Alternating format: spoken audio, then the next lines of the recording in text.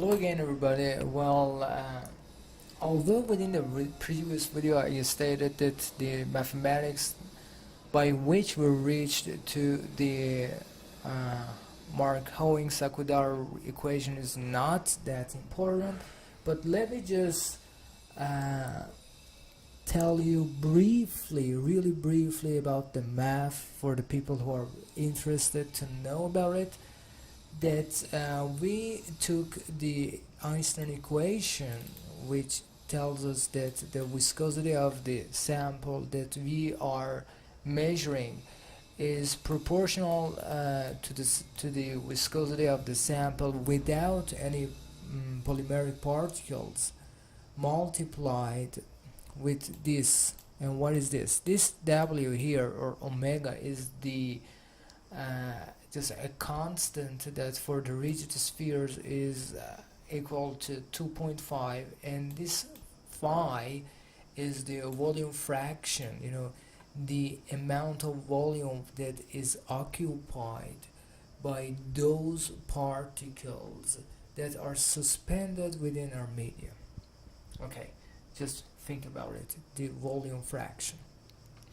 And you remember that in these equations, here in these expressions, we all had the C, and here also the C, which shows us the concentration. Okay, so the concentration also plays an important role, and you should just think about it. You should understand that the amount of volume that is occupied by the particles is exactly related to the concentration.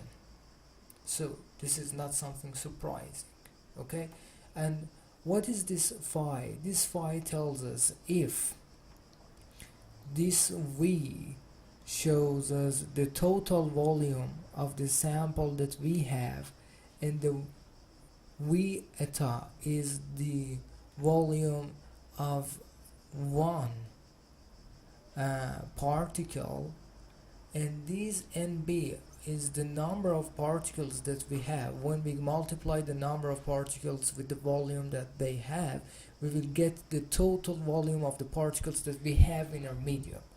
Then when we divide it with the total volume of our sample, we will get to the phi.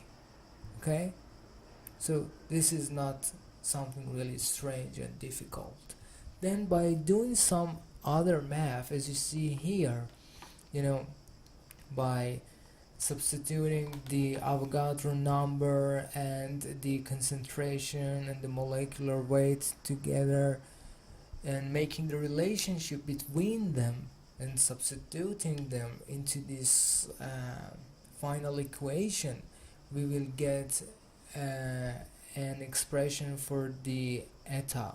It is the eta at the concentration of 0, which gives us the intrinsic viscosity.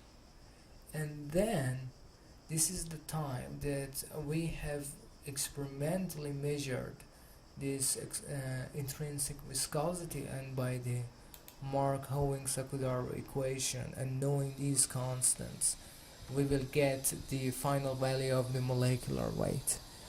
I just did this video really briefly, really briefly. If you want, you can think about these conversions, how they have occurred and how they have happened, to understand the only mathematics in a better way.